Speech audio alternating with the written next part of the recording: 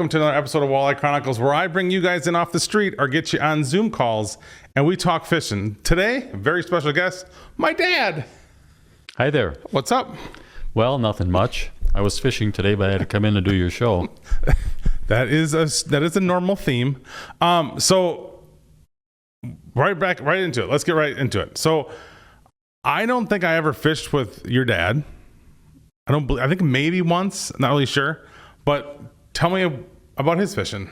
Well, you got to remember that he was a dairy farmer in central Wisconsin. And those people back in the day absolutely worked their ass off. Yeah. So 26 hours a day was what they try to usually get into a 24-hour day. And the point being is he didn't have a whole lot of time to be fishing. So we didn't have a whole lot of free time. Mm-hmm. But free time was special, and he was a fisherman. As much as he could do, as much as time would relate to. So what was that like for him? I remember seeing the boat as a kid, but a lot of it was Poygan and the Wolf River, I gather. Poygan and the Wolf River. He was a big white bass guy. Oh, there you go. And even when I was a little kid, he would go to Orahula and rent a boat.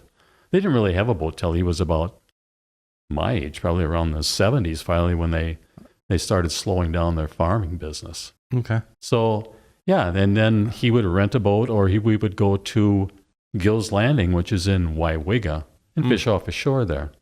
And yeah, I mean, that was one of the few things he would actually take off time to go fishing, because the farm came first. Yeah. You know, you had chores back then, and chores was a word for all the things that you were going to do, because if they explained everything that you were going to do in the day, half the day would be gone. So it was always under the word chores. Yeah. But he would go white bass fishing. He would take off, and we went ice fishing on Poygan. We actually had our own shack in the early 60s. Wow. And went out there, and there was fish everywhere back then. You didn't have to go very far to catch all kinds of fish. Would you consider him a good fisherman? Not really. Not really. He made his own equipment. He made all his own tip-ups. I wish I would have saved a couple of those old things that he had made. He had a neighbor had bought one, and he had made all his own. He was those kind of guys that could make he was like a MacGyver. He could make anything. And the line we used was like a stump pulling line. It was about a 100-pound test, because you get a northern on there. It was back in the day, but yeah. And we would sit out there Christmas vacation. We'd get the shack out on the ice, and back in those days, we had probably, 16 to 2 feet of ice at Christmas time on the lakes. Wow. It got a lot colder back then.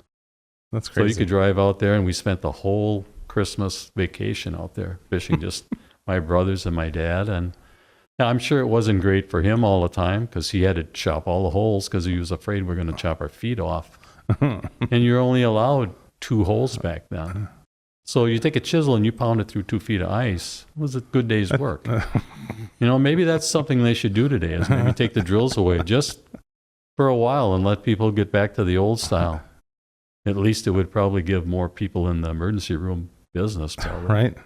Had to keep that sharp, I bet. It was. Everybody bragged about their chisel. They were all made with Swedish steel, or this guy had this, or this guy had that. There were no drills back then. So there's no scrape in the driveway with those, huh?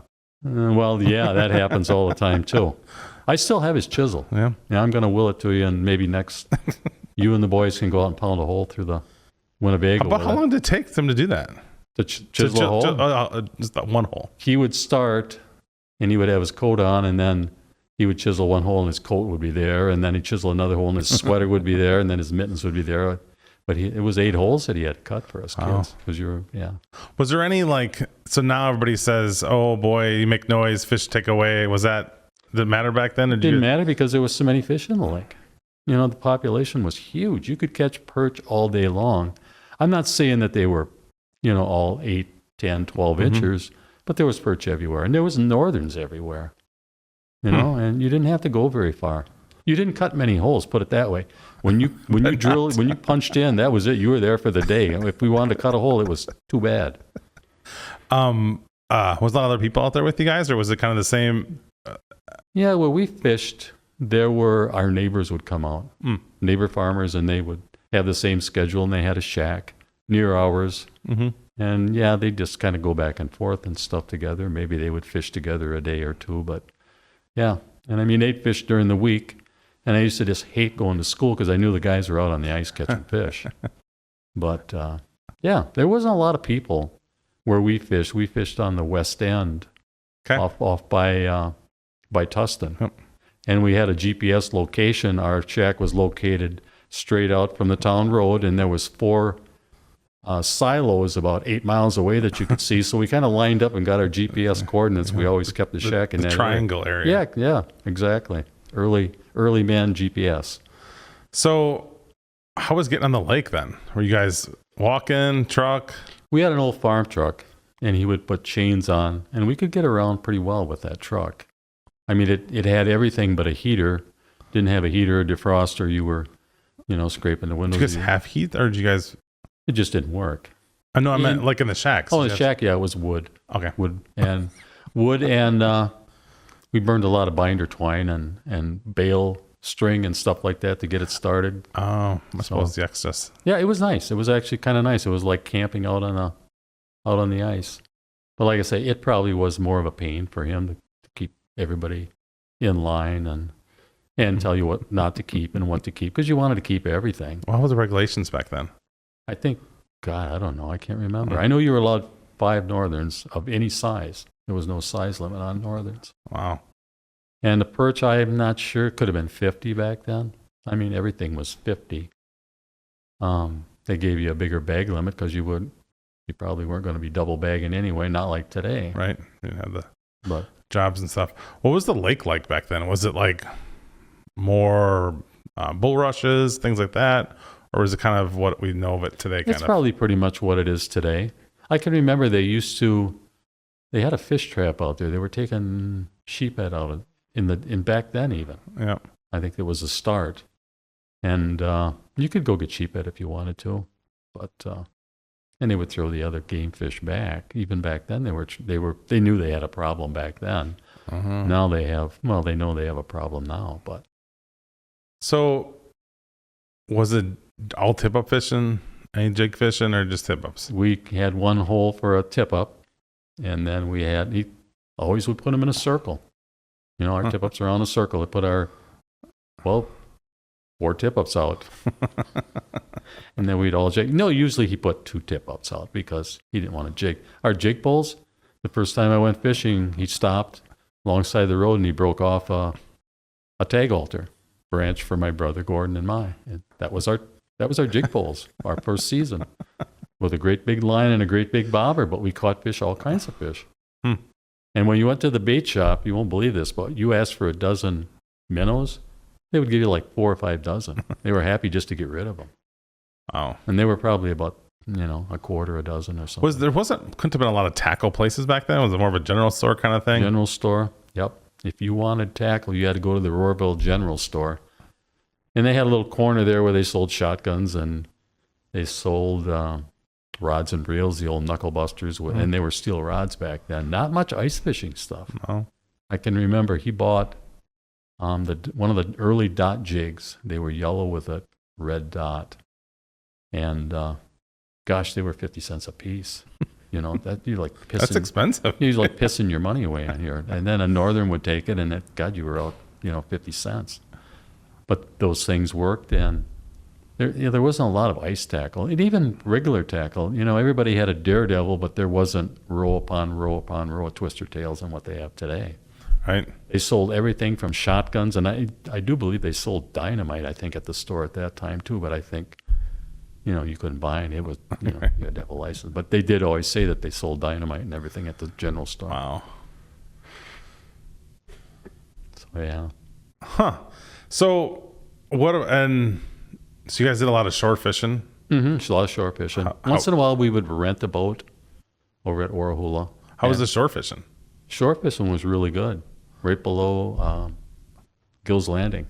And shore fishing, even for the lakes and stuff, you'd find a place to cast your bobbers and stuff. Roarville Mill Pond was only a half a mile away. That probably had more fish in it than any lake around. And we drove by it all the time, But we had a boat on there, an old wooden scow, and my neighbor or his neighbor had property there, and we always could keep it there. So we keep it there all summer, and when I had time, which was not too often, I got to go down there and take my rod and reel and cast for northerns, because there was 1 million northerns in that lake. Yep. You could not cast a bobber out without having it chopped off by a northern. And there was no public landing. It was kind of like a really kept, really good secret. It was a great bullhead place in the spring. People came from miles around to catch bullheads back then. Believe it or not, they're actually pretty good eating in the spring. And they would catch their bullheads, and then usually there would be a few boats out there for northerns when the season opened. But it was exclusive. You know, there was huge perch in there. They were catching perch 15 inches out there. Wow. They were huge. And then they put in a public landing. How'd that go? About 5 years, the lake was wiped out. It didn't wipe it out completely, but I would say probably, 80% of the fish were gone in a short period of time. People just kept, there was no size limit on northerns. You catch 5 little ones every day, and people, oh my gosh, we're going to pickle northerns. And, how many pickled northerns can you eat? Right. That's the way it was done. And it's a weed pile now. The rice is coming down, and it's dying like all mill ponds. All mill ponds got that same sickness, that whether it's slow flow or too much stuff got washed in, too much weeds.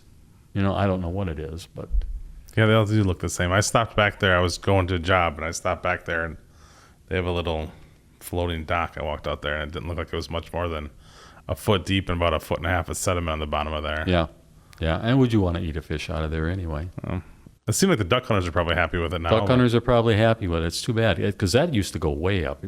The mill pond was, you probably only saw 2/3 of it. Another third of it was way up and around the corner. You used to call it the drop off. There was a spot where the Willow Creek came in there, and it was probably 8 feet deep. Wow. Because we used to ice skate back in there, and they'd call it the drop off. And then, for some reason, the creek split, and it split into 3 different tributaries, and then it sort of piled up, and then it started slowing down. But years ago, they kept the water level, I think, higher, because they used, that mill still has a water wheel where they grind feed with it yet.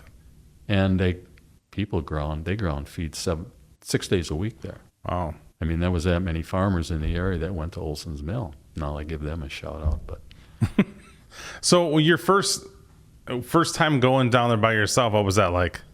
Oh, on the pond? Yeah. It was like I was in heaven, I was all by myself. Nobody could tell me what to do, or I wasn't doing anything wrong, And caught northerns. Couldn't bring any home. My mom did not like northerns because there was nobody, I don't think, that played northerns back then like they do today. Take the bones out. So you would sit there and pick bones. I mean, nothing tastes as good as a northern, really. Right. They're a good taste. Once you learn how to do that. Yeah, but if you had to pick all the bones out, you probably wouldn't like them. But it was fun. It was just like being down there by yourself. But you had to be careful that you didn't overdo that, because you were never going to go back there again if you weren't. Oh, behave. Yeah. If she said you'd be home at such and such a time because you have chores to do, if you didn't make it back, you were in trouble. That's that mentality, that farmer mentality, that all for one and one for all, and the farmer always comes first. And if you have time, we'll do that. But yeah. And then one summer we went to, actually, I think it was 2 days we stayed over on the Mississippi River. Went fishing over there. An implement dealer always went over there every year. It was a town on the river, I think it was north of La Crosse, called Trempealeau. Okay. And they have a dam there, Locken Dam, and below the dam, they had a huge barge, and you could fish off this barge. They would ferry you across, and you could fish below the dam on this barge. You wouldn't believe the catfish and I bet. flatheads that these guys caught. I mean, they were just huge. I mean, we didn't catch any. I was a little too small to fish on the fast water there, but they were catching walleyes and everything, and my dad caught walleyes. And I went to the back of the barge, and in the slack water, I started catching these huge bluegills. They were all they seemed like they were about 10 inches. They were just huge. And I had so much fun catching those bluegills. Somewhere there's a picture of all these bluegills. We had them on a stringer. That's another thing. You didn't have fish pails or coolers or none of that stuff. You just had this nylon cord that you put through their gills or whatever. whatever. And you stuck them in the water. But, so we actually had a chance. That was really a great time. Got away from farming for a few days anyway, and got to go on the Mississippi River that you heard about. Right. And it was huge, and you watch barges and everything. For some little kid from central Wisconsin, that was a big deal. That's a big deal. Yeah. That's cool. So as you moved into high school, did you get more free time to fish? Or Yeah, when but did most of my high school time wasn't fishing, I can tell you that. Things kind of changed, you know, in the late 60s for whatever reason, especially on Poigan. People weren't catching the fish anymore. And they always blamed it on there's a lot of lettuce farms and things in the area, celery farmers, and they thought maybe some of the spray had gotten in and killed the fish. But no one ever saw fish killed floating all over the place. But they just assumed that's what had happened. But probably what happened was shad got in there and probably nobody knew it at that time. And no one, all of a sudden, nobody fished on the lake. You couldn't find there were 5 shacks on that lake in the late 60s and early 70s. people just stop fishing, or they move on someplace People else? stopped fishing. They went to Puckaway and went over there and fished that out, you know. Everybody went to Puckaway, and no one, they called it the Dead Sea. People would go fish there, but they would never catch anything, which makes you think maybe it was shad, because if they would have died out, they would have seen fish. Yeah, we would have seen something. Was the spring still good then? Like the spring white bass and all that stuff still? Yeah, pretty much. Yeah. I mean, the walleye fishing we never caught any walleyes because we never got over at night to fish that. It was a night fish. And we didn't catch walleyes until my dad got his boat and he started going to Gill's Landing. And you could catch walleyes there all day in Gill's Landing. There wasn't the traffic up there like there is at Arhula. You know, that's like the wagon train going down the river. There you could actually anchor and fish all day long, believe it or not, without somebody swearing at you. That's true. I can't really do that much. No. And and you know, everything that you saw that evolved, I mean, nobody knew what a jig was. Yeah. Everybody knew it was a Wolf River rig. You know, you could use that on the Fox even though it was a Wolf River rig. Nobody told you that you could put maybe a 2-pound test on your sinker, so if you you didn't lose everything. You didn't lose everything. Yeah. It was kind of a crazy time, but no, we didn't do a lot of ice fishing when I was a senior. I don't know. Poigan was dead, and maybe we went over to Puckaway fishing a little bit. That was a good lake too. It was full of fish, a lot of panfish, a lot of big walleyes over there. So when you leave home, when did you get back to fishing? When did you kind of start fishing again? Right away. Right away? Yeah. Your mom and I got married. We lived above the meat market in Berlin. Which is right next to the river. The river was right there. So when the walleye run come, you could just go down to the river and stack up a couple of stones and put your rod there and fish and catch walleyes during the spring run that we don't have anymore. We don't really have much of a run, but yeah. And then got involved with Butch, you know, and we got involved with Eureka, the shack. So how'd that come about? The shack? Yeah. The shack really belonged to his brother. Well, it belonged to the family, and Rich inherited it from his dad. And then Rich bought land up north. He didn't want anything to do with Eureka anymore. He wanted to be a bear hunter and all that up there. So he basically gave it to Butch, and Butch told me, he said, you know, if we can fix this up down there, you know, if you want to help me fix it up, you can fish down there. And I thought, well, we'll go down and look at it anyway. Right. Like I remember being there, we walked in at night with the flashlights, and it was in terrible shape. And he said, it's going to need a roof. And I looked up and I could see the Big Dipper, you know, it's going to need a lot of work. And it was a lot of work, but it was like a clubhouse. It was fun. We ended up making it into something that was, you know, and you caught a fish or two, and spring runs were good. And it was a place to go. And, you know, I had everything. I think when you were little, we had electricity, we had electric heat, we had stove, refrigerator, microwave, television, VCR at that time, the whole thing. Yeah, it had everything. Yeah. The big lights on the front that's showing out in the river that you could see your cane poles. And let's talk about cane poles. What about cane poles? I still have some, by the way. Well, no, I mean, there's very few, other than the guys in the barges up in the Wolf River. No one really uses cane poles anymore. No. Nope. That was a crazy way to catch a fish to me, especially how they're lined up so right in a row. So how did you rig those up? How were we rigging those up? We were rigging them up the length of the pole and 2 feet of line, and then your river rig on there. But yeah. That is, I do remember a few times where surgeon would come through and get a surgeon on, and the whole world would kind of fall apart. Yeah. Yeah, they just wind them all up together, and you just pulled them all out and threw them in a pile till somebody wanted to, take them apart. But yeah, it was, and they caught fish. Yeah. I mean, they caught more fish than a rod and reel down there. Yeah, I mean, you could get out into the river a little more. Right. And it was nothing like watching a cane pole all of a sudden shake a little bit and just thing bent right down into the water.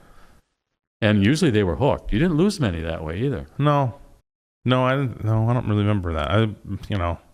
It seemed like more of the problem was getting because there was trees in there, getting the pole and everything to shore, be able to net the fish. Yeah, that's what the argument was between Rich and Butch, was the trees. Butch wanted his trees to stay there, and every time Rich pulled his cane pole out, it got stuck in a tree, and he wanted to cut all the trees down. And that's how that kind of all just evolved. That's the way you're going to have to fish, with a shorter pole. That's all. It's tough, but yeah. And there were certain places on the bank that were better than others for whatever reason, whether it was just the angle, the way the fish came up, right, or what. But yeah, it was kind of fun to go long and short sometimes, or some cane poles caught more fish than others. You put a floating jig head on one, maybe tonight it bit better. Right.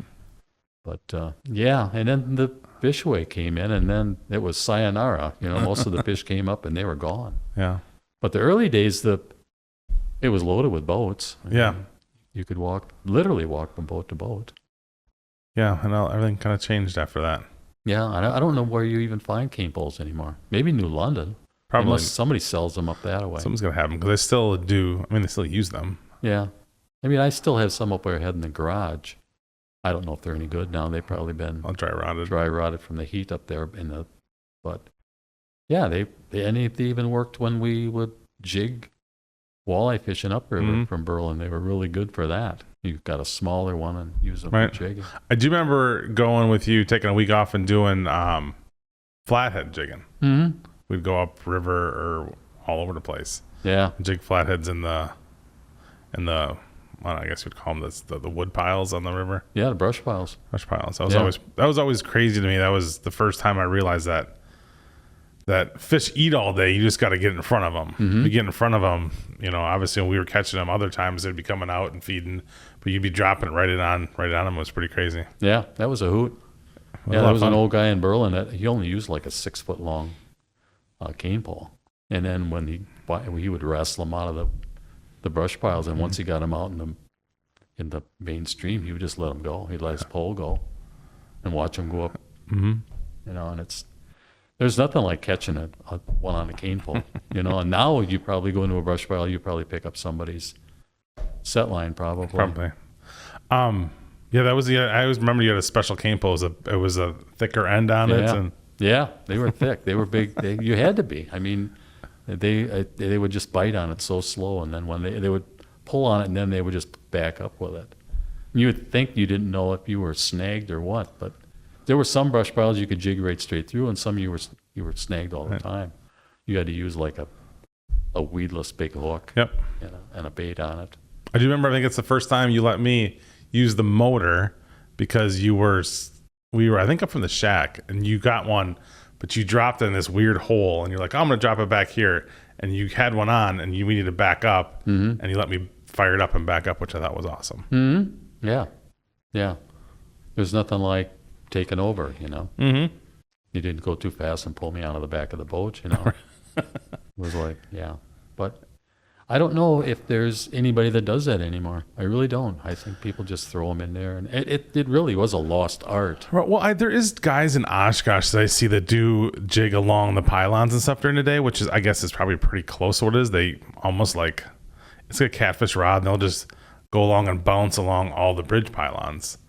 And I've seen them catch one at I saw them catch one at the 41 bridge one day, and I mean, it was just, it wasn't very big. It wasn't like, it was maybe 15 pounds, something like that. And they threw it back right away, didn't keep it. But yeah, they used the big jig head. It looked like maybe like a 3/4. And then I don't know what they had for a bait. It was silver, but it was really big. It was almost like a huge shiner. But yeah, they just jig that up and down, back and forth. They have little they put these like foam things on the edge of their boat, and they would just bounce off the concrete things. They had no care about the boat at all. It was just an old beat up John boat, and they just would bang into the shore and just jig that, along the pylons there, kind of digs out there, and they just jig in those holes. Huh. They were actually catching flatheads or the channel cats? And flatheads. Huh. So, but that's the only thing I've ever seen people catching flatheads that meant to catch them. That seemed like they meant to catch them during the day. Yeah. I mean, they do. I have fairly good luck catching them during the day in general, just fishing the river, but they're not like 25 pounders or something like that. Yeah, and Berlin used to be loaded with cane poles. When the walleyes came through, everybody had their own spot, and now I'm sure they come through, but nobody catches them because nobody's fishing for them. If somebody was fishing for them and caught one or two, the whole town would explode. But there was a couple of years where the whole town had to have been full because they were catching them from one end to the other. The whole town was full of people. And the next year there probably wouldn't be any. Hey listeners, let's talk outdoor streaming. What is the best outdoor streaming platform out there? Well, it's simple. It's Fixed TV. Not only do they have this great program, but they have all kinds of hunting and fishing shows along with some weaponry shows. So when you get bored and need something to do, get your fix with Fixed TV. And when you're done with that, and you have that fix to get out in the outdoors, jump on therealshot.com and get everything you need to satisfy your fix. And I guess they make mysterious runs up somehow. Right. Yeah, I don't know if it's a flow thing for that now, because if you go into Butamore to Fox, it's super shallow. It's like a foot and a half deep there. It's like everything's kind of silted in. Yeah, I was talking to a guy yesterday. He said about Berlin, you can't hardly get through with a regular conventional motor anymore. Yeah. There's so many ash trees down in the river now. They floated all over. And yeah, it ain't like what it used to be either. That was fun going up there just jigging for walleyes. The walleyes stayed up there until you didn't want to catch them anymore. They were still biting in July if you went in the holes, but you didn't really want to eat them. The water was warm. But Jerry and Butch would go up there and they'd catch all they wanted. Nobody targeted them up there because nobody was up there catching them and saying anything. Right. Had they taken pictures of them, put them online, there'd be people up there. Yeah. Got some stuff cleared out then. But those two guys would never tell anybody anything, Jerry and Butch. But that's kind of how some of the older people are. They're all the older people, but the older generations are. They kind of keep it to themselves. And pretty much, you do have to. I think even when I'm fishing, I don't really say too much, even to your mom, because I'm not sure I can really trust what she has to say. And I try to teach her the proper way, like Jerry taught you and I probably when we were out on Puckaway, the proper way to take a perch off a windjammer. And he had this big coat with this big pocket on, and he would just kneel down and put the perch in his pocket and put it back in and walk back and never have anything in his hand, knowing fully well that half the lake was looking at him with the binoculars, or otherwise you'll just get jumped. So where do you think that came from? People doing that the spy and is because they're not good fishermen, or they didn't have enough time, or? Well, you go out to Winnebagosh, and who's watching you out at Winnebagosh, or used to when we were there? You'd be catching fish, and 3-car trucks would pull up, and they'd be sitting there for a while. And if you put your binoculars on them, they were watching you back. So I don't know. I really don't know.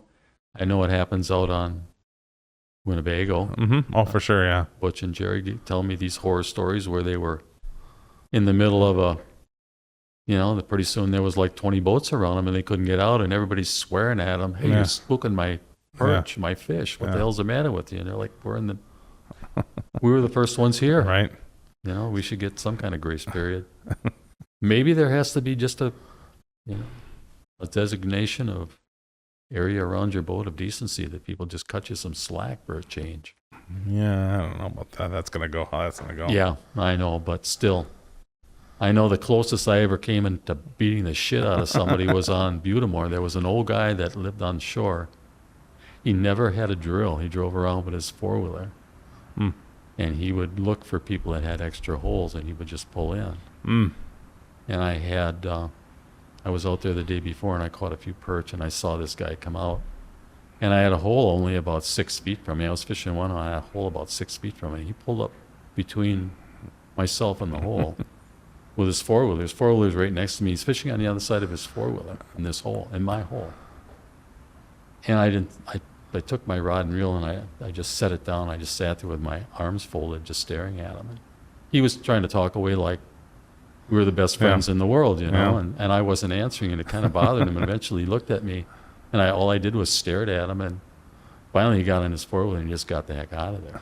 And I just thought, man, you know, I should have, you know, thinking back on it now, I mean, I should have clubbed him over the head. But, and he did the same thing to other people too. But and then the next day he came out, and he actually was heading toward me until he saw It was you? it was me, because I dropped my stuff and I stood there with my arms folded, and he came in and he took off in another direction.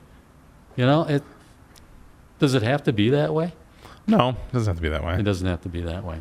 I mean, I don't mind people coming over close enough, but you know, or getting bobbers in my boat, or having to pull bobbers in so somebody doesn't buzz me off. You know, those are just things that irritate me. I don't care about other stuff. I just want my zone of Your fishing zone. respectability. Right. I'm not saying I need, you know, 25 acres or anything. Right. It's like your mom and I, we purposely go out on a place on Poygan. We're kind of off to ourselves, and people leave us alone. Yeah. And I like the fact that when people catch fish, they are kind of flamboyant. They do flop their fish Yeah. around because It now attracts you're, other people, yeah. yeah, now you're targeted.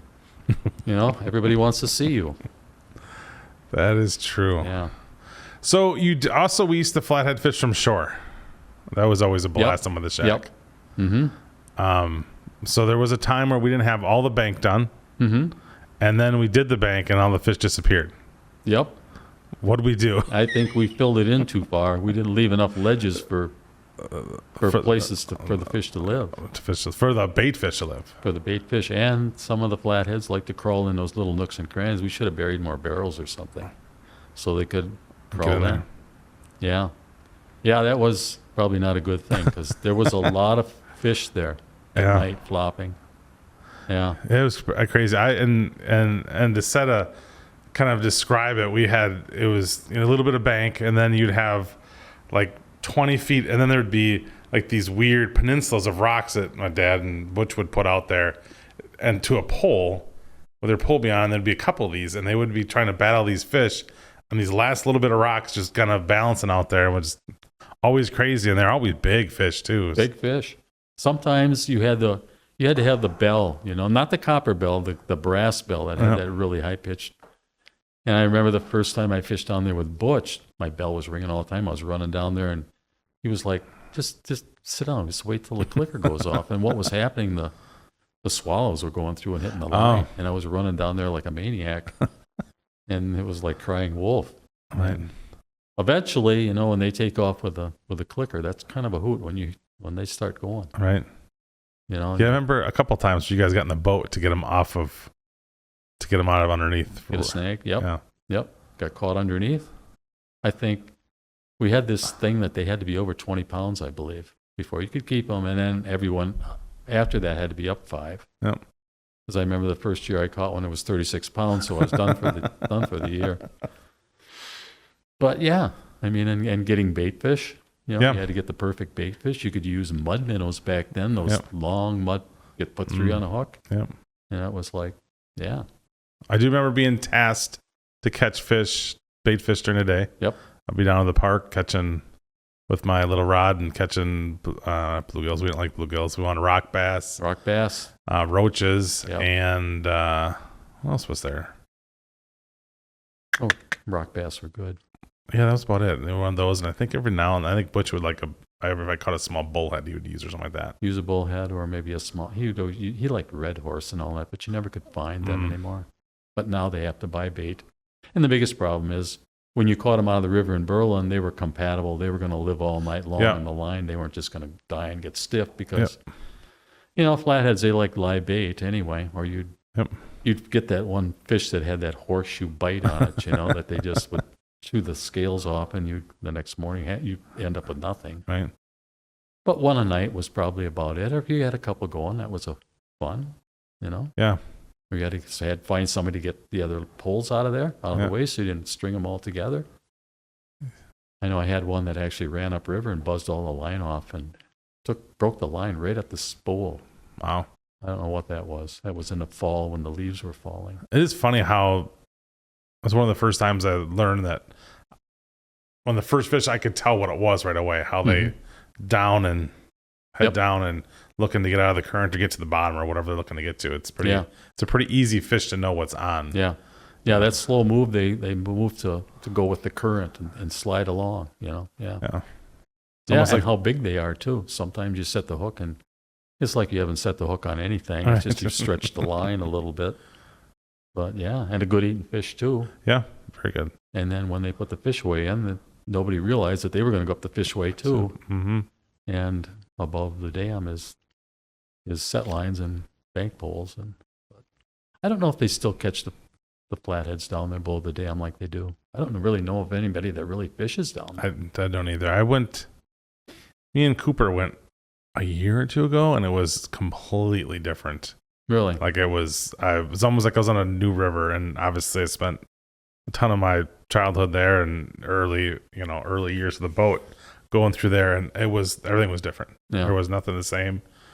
It seemed like everything silted in even more, and it's Wow. shallower, and places that used to be woods, there's no wood no more. It was really almost eerie to me. Really? Going back to like, it seems. I mean, the shores look the same. Well, actually, the shores don't look the same because of the houses.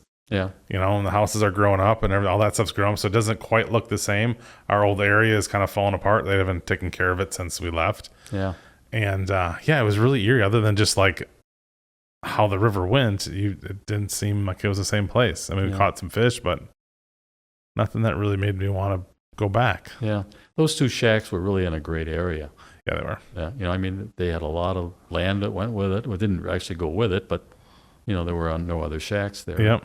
And you had everything there. You had about 1,000 feet of shoreline you could goof around on. Mm-hmm. And then right across we had it was public land. Public landing all across there, yeah. I mean, and brush piles here and there. There was a dandy across there with that one log that was in there. There was always flatheads there. The two owners used to fish there all the time, them two gals.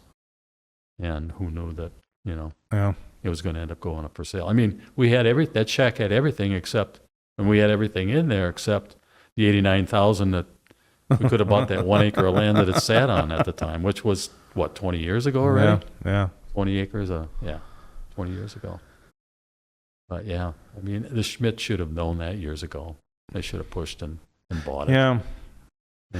Everybody was in the same boat. Yeah, that's true. And But I wonder if, looking back, but how people, like, I guess I never would have guessed land would have turned into what it was turned into and how everything turned into it. Like, I drove through there last week on the shore, the backside there, past the Olsons and stuff, and the amount of houses there is crazy. I never would have imagined that when growing up like that. Yeah, it just took off. I mean, Rich had a chance to buy that 40 for nothing years ago. Yeah. He said, what did I want to do that? Right. I can pay $50 a year Right. and rent it. And So what was the rent? originally it was $50 they paid. I think about the time when we got kicked out was 600 and something, I think, which was still cheap. Yeah.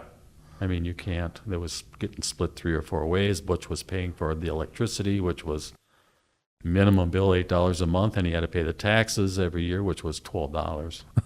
And he forgot to pay them one year, and we got in trouble for back taxes. But yeah, it had everything. Deer. I mean, I shot enough deer out of there. We shot ducks out of there. Yeah, Fish. yeah. I mean, in the fall, it was almost exclusive. No one was around anywhere, and nobody fished much after Labor Day. Mm-hmm. Then, I don't know about now, how much people fish. Yeah. There's not much fishing there, even for walleye season. Mm-hmm. You go That's through pretty. there, and there's nobody there. That's pretty empty now. And they have the mysterious white bass run in the fall that shows up there from time to time, but it costs you $7 to find out if there's any white bass up by the Right. dam. They used to have a good walleye fall run too, Yeah, up in there. I haven't been up there for quite a while. I should go up there. I haven't been fishing with a jig in a while. Yeah, it was when we went up. It was odd. Yeah, It was odd. It didn't age the way I thought it would age. Yeah. Really, I was kind of surprised. I mean, even for walleye fishing in the fall, when you can go right up by the dam and whatever, there are spots up there that Yep. hold fish all the time. Mm-hmm. I mean, but I don't know how many walleyes are actually up there to actually go up there during prime time. Right. And whether people are above the cable or not, it doesn't matter if there's no fish there. Right. It used to be sturgeon up there like crazy too. Even they're not really up there anymore too much. No, they actually come up to Berlin. So they just buzz right. Oh, they buzz right through now. Yeah, they go right through and they're in the park in Berlin. The people go down there and watch them from time to time, yeah. So, I mean, that's changed too. So, but everything has to change eventually. You know, can't always stay the same. Right. But I mean, it was deeper. Yeah. Yeah. I mean, that's the one thing that really, I thought to myself, did I remember this wrong? But it really was a lot shallower. I mean, where the shack was, it was still fairly deep. We caught a walleye drifting through there, so that was kind of nice. But everything else was, you know, down by the creek down there. That was all super shallow and all that stuff. And even up on the hill, that was really shallow and kind of silted in, and nothing was really left up there. There's not even a white bass run, I don't believe, there much. I don't think so. I mean, there's people that go up there, I think, but I haven't heard much of what happens up there for a while. Yeah. I know my dad we used to let him go down there white bass fishing, and he'd catch white bass. And White bass were crazy. he had the time of his life, but he'd say, you know, you got to get this stuff out of the river here. I lost a couple of jigs right here. You should pull all that stuff out. It's like, yeah, you can, but it serves its purpose as cover, some kind of trees and everything. You can't mow everything off. Yeah, when those white bass would come through, that's crazy. I mean, I had a lot of fun. I didn't have to clean anything, so that was kind of nice. Yeah, but they were good eating. They're good eating fish too if you eat them right away. Take care of them anyway. Don't let them, you know, spoil in the basket and all that. But yeah, you could catch one after another. Howard was just a fanatic about all that stuff. He's also the first person I saw use 2 jigs. Howard? Yeah, and which is pretty a standard thing. It was just, to me, almost is kind of like, I don't know if he knew that, but it's kind of like what they do with pulling flies is basically what he was doing back then. Back then, yeah, back in the day. And he knew, being Howard, he knew how many fish he caught on the top one and the bottom one, colored one or whatever. He knew purple was better. Well, if it rode up higher in the, I don't know. He just was that way. But you know, he enjoyed catching white bass because he never cleaned any. He gave them all away. Well, that's fun. Yeah. You know, he just loved that. He knew had enough people that wanted white bass, and so yeah. Yeah, if you don't got to clean them. Yeah, if you don't got to sit there and clean a whole pile of them, and they're not all that bad, but yeah, they're not much of a fish that you want to leave in your freezer for too long. That's true. You end up the same color as a table here. They'll end up that off yellow color. Yeah. So you got a boat. When did you get the boat? I got the boat when got that boat from Lee Ziggy when they moved down to Beloit. He had bought that boat from an old lady whose husband bought it and used it 3 times, and he died and left it in the. It was in the garage for like 10 or 15 years. Wow. Unused. Lee had it. It was like brand new. And Lee only used it a few times. And he wasn't much of a fisherman. Sue was more of the fisherman. Like they were just a spring people. Yeah, he liked to spring fish, and then when he was sick of it, he was sick of it. He would just put his pole down in the boat. You go ahead and fish. I'm sick of it. So it's like, well, we might as well go home. But it had an old Game Fisher Sears motor on it. Nice. And I think it's a collector's item. I contacted, I think, the Fishing Hall of Fame and asked them if they wanted it. And I think they wanted it, but I just never took it up there. It's like I don't know if it's a Ted Williams. Oh. It's Ted Williams, the baseball player, had a signature series with Sears at that time. So yeah, that was a 15 horse, and it had a prop on it about the size of a little window fan. And it just was pathetic. And then I upgraded to a Mercury, just a 20 short shaft, so I could go upriver. Yep. And you could go anywhere with that boat. It's a good little pond boat, a little small lake boat, and good enough for me. It fits in the garage. Everything fits in the garage. So did that open up your world of fishing then? For you, once you're just, boom, I can go wherever I want, or, you know. Go. Yeah, within reason. I didn't want to go any place that was busy. I didn't like being around a whole lot of people. But yeah, we could go upriver and jig, or go on, you know, Green Lake or Little Green, or small. It's small enough to go on the small ponds and still get it in and out of the lakes. And yeah.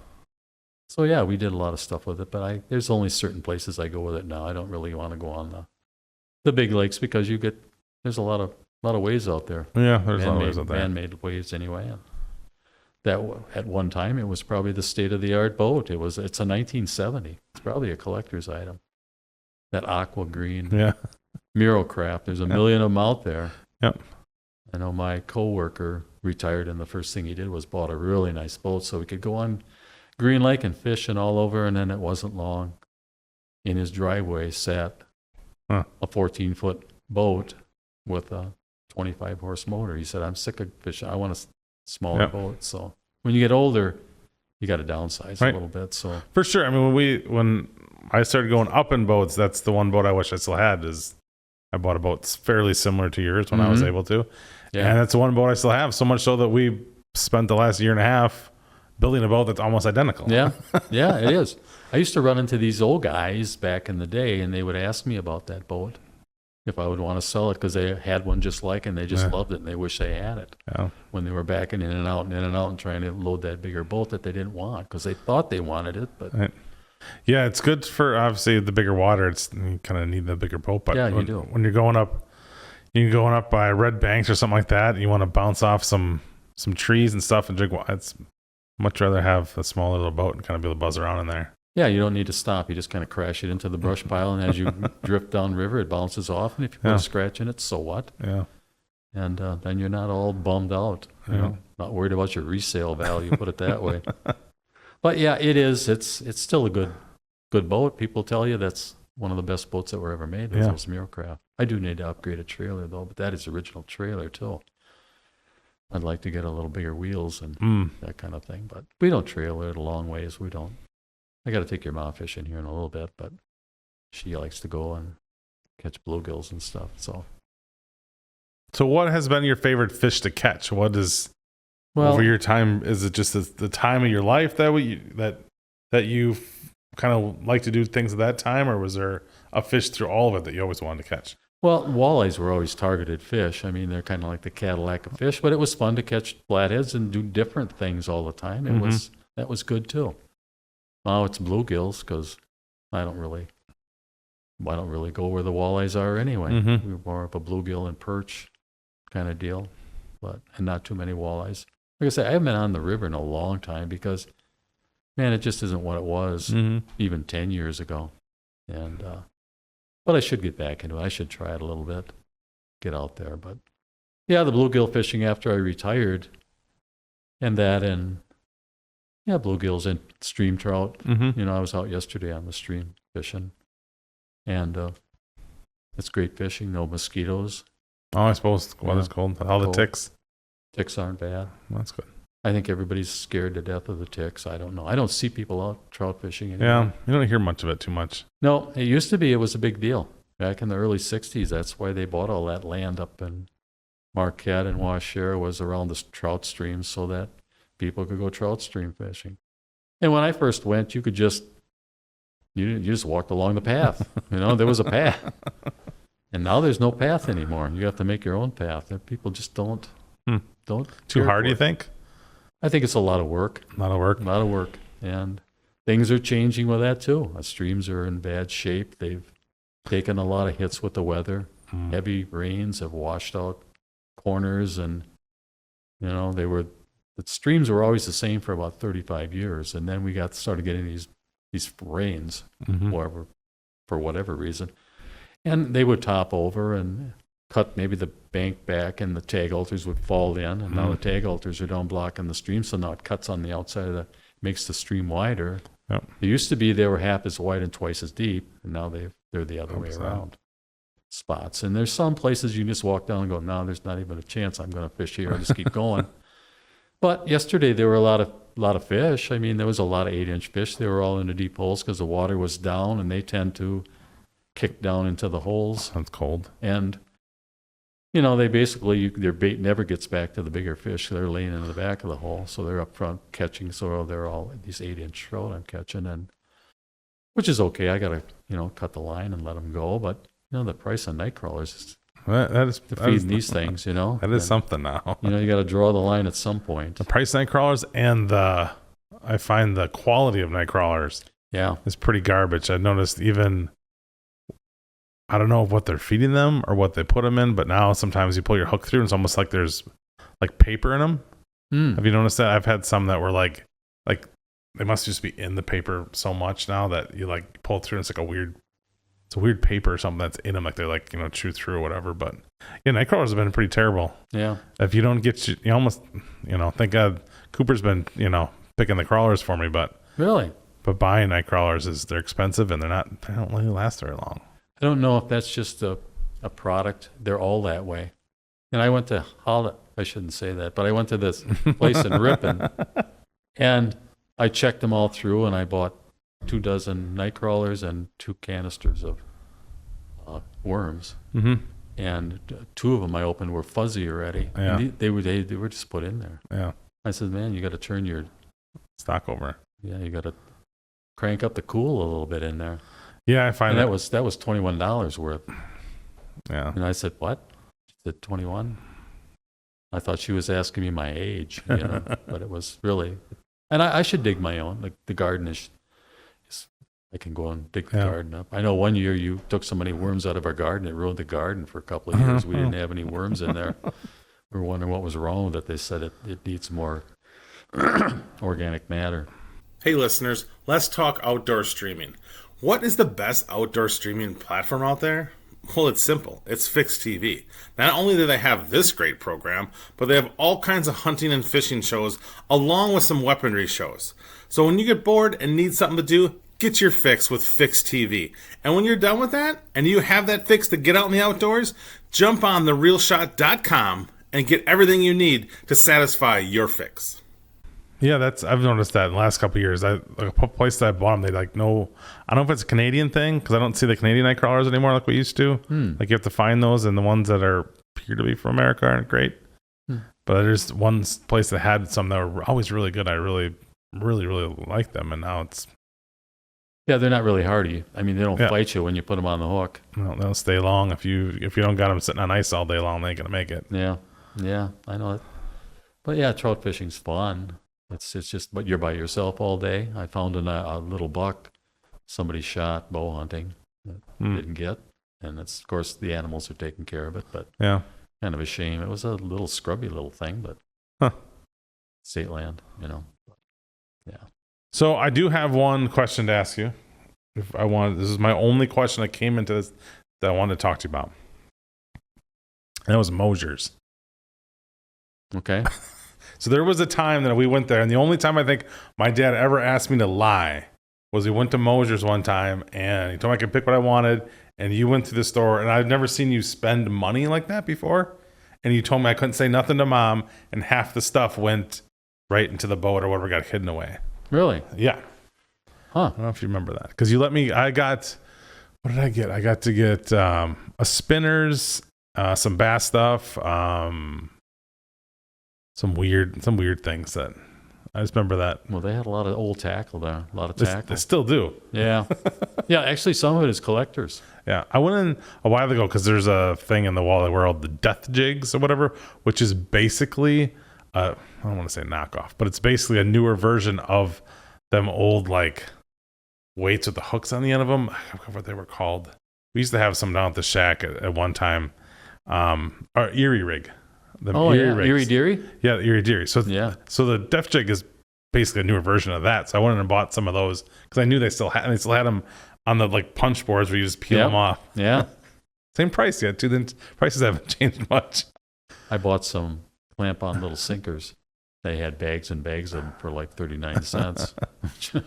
I don't even know if you can sell lead anymore. It's expensive too. Yeah, well, this was not so expensive. So, but I guess I remember us going there and always buying tackle. Yeah, you couldn't find cheap tackle anywhere else. Yeah, that's true. So what was the first thing you bought that you were excited about? Myself? Yes, probably a jig bowl, a little red jig bowl that I have. I think it's above the back door. Yeah, they were made out of wood. Everybody had. Somebody just made a whole bunch of them. I think I paid, maybe $1 for it. I had to put line on it, but it was wood. It was. And then my dad always, when he bought anything, he made sure you didn't lose it. He had a board underneath it that you turned, and if you weren't watching, at least if it got pulled down the hole, you were going to lose your rod. Oh, I gotcha. So yeah, he had to put his own version of a lifesaver on this pole, so you weren't going to lose your pole. Heaven forbid. But yeah, I think I saved up and bought that. And I think I bought some of those dot jigs for 50 cents too. There were some that had, spider legs and all that other crap on it. But yeah, it was always something. But, you look at today, I mean, you can turn on the TV, you can find fishing programs and all this stuff. there weren't a lot of magazines with stuff in it like there is today. Yep. I don't know what I would have done if I'd have been that age, if there would have been a Cabela's book or a Bass Pro Shops book that you open up and all this tackle on Right. it. At your fingertips. Yeah. It was like a wish list for kids, like toys at Christmas time. Oh yeah. Yeah, that's always one of my favorite things that they still send out the Cabela's for some reason. I don't know why. It's the online world, but yeah, when I get them, I still page through it and. Sure, and if you're a good guy, you always got the heavy book. Yep. Cabela's. I still have one. It's a collect. I don't do a lot of business with Cabela's anymore that way, but The hardcover. yeah, the hardcover. Mm-hmm. You knew you were a true spender of money at Cabela's, you know. Right. And we went through all the different kinds of jigs. Mm-hmm. Everything they went through with twister tail and fuzzy grubs. They actually sell fuzzy grubs anymore? I don't. I was looking for some the other day and I could not find them. So I don't got know. every color in a box, fuzzy grubs. We just ordered everything because somebody caught one on a walleye on them one time, and you bought the whole everything. Right. It's like the TV programs. Anytime that the Linters caught something, you went out and bought 5 or 6 of those, and about 80% of what I have in my tackle box I've never used, including I do have some Erie Dearies.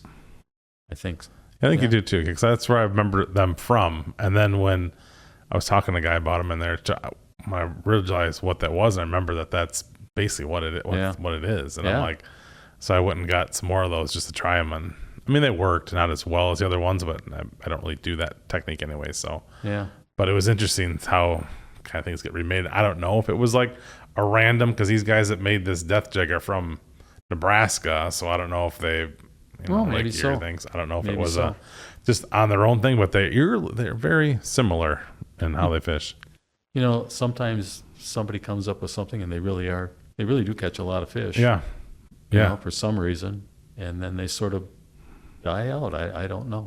So do you think back when you were, chopping holes in the ice, that you'd be using Strike Masters and battery powered to drill holes and all that kind of stuff? I sure hope so. I was happy when we got our first Jiffy, which was the old suicide Jiffies, they call them, because they turned at such an incredible rate that people lost control of them, and they broke wrists and arms and the one bar, they cut holes like crazy, but you had to be a big guy to make sure that it didn't spin on you. But it was nice when you got that first drill, and they were temperamental. You had to take care of them, and like anything else, everybody left the gas in them all summer, and then in the winter they wouldn't run, or this didn't work, or that didn't work. And I still have, I think it's a VIP model of the Jiffy that I blew up on Winnebagosh. That it was a brand new one, and they gave me the VIP model. It's all got the special paint and the stickers on it and stuff, a collector's item, and it's still in the basement. I basically put it down there, and then I went and bought a Strike Master, and I've had Strike Masters ever since. Those have been a good drill for me. Other than you find people that are used to Jiffies, the old Jiffies, especially people like Tom Wallace, and a Strike Master has a shorter rope. Yeah. I mean, he's pulled my rope out at least twice on an ice fishing trip now. It's it's like a wrist pull. I said, Tom, you just pulled it away from you, bring your fist back to your chest, not way back here like a cowboy, and there's nothing like putting that back together on a cold day. But that's the only problem I've ever had with my Strike Masters is a guy. My only issue I ever had with mine was, my own self. I dropped it off the 4-wheeler and busted a handle. So other than that, I haven't. But then I moved on to battery, so it's kind of odd. I still have it, and still use it, but that's the weird that everything kind of. Yeah, you wonder what's next for it then. Right. Probably just some laser that you'll cut. Yeah, I'm looking to move on to electric probably. We're probably the last one, your mom and I fish, we're probably the only drill that they hear out on the lake. We're still drilling holes, and you hear that scraping, and you wonder you're behind the technology curve. Yeah.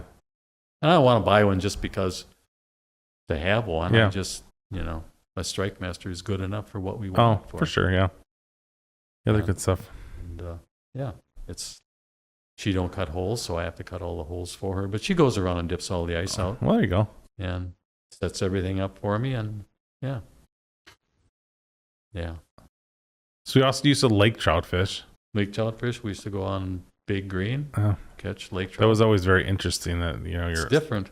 standing over whatever 90 to 100 feet of water, and Yep. Yeah. And if it wasn't for electronics, how would you know? right. That's what's funny. Is the first time electronics really that I really realized that you needed them Yeah. was that. Yeah. Jerry had that. I think he had a hummingbird at that time, and we were Cisco fishing. Mm-hmm. And he knew where the Cisco were, and nobody else knew where they were. No. You just knew how many cranks and baby, Yeah. how many feet down. And you go, there's a bunch going through at 60 feet. So you kind of, gee, I don't know, where am I? Yeah. And he'd be catching fish Cisco's one after another. Nobody else catching nothing. So you knew that there was something to that thing. And yeah. And then when you got out in the deep water, then you could see them silly trout on the bottom and Cisco going, and the lake trout following the Cisco's. Yep. And Underneath where them. your Swedish pimple was down there, you Yep. could see that working. Mhm. Yeah. Yeah. So I mean, and as it progressed, they got more sensitive to Yeah. stuff. He had one that I think it was a Lowrance. We had that last when he had the shack out there. Yep. And that really, you could tell just about everything that went on there. I remember Jerry made some really bad beef jerky, and Butch and I, when he left, we threw it down the hole. And Jerry come in, and he's looking at there, and this beef jerky slowly going to the bottom, and he's going, "What the heck is that?" Busted.